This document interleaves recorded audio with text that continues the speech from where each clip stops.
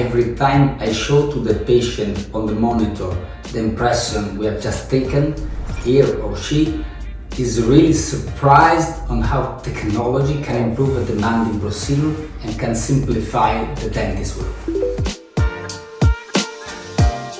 Yes, a patient that was completely frightened about the idea of having a conventional impression due to an extremely high gag reflex, and that after having experienced Virtuo Vivo, you don't know how she was happy and relieved, let me say,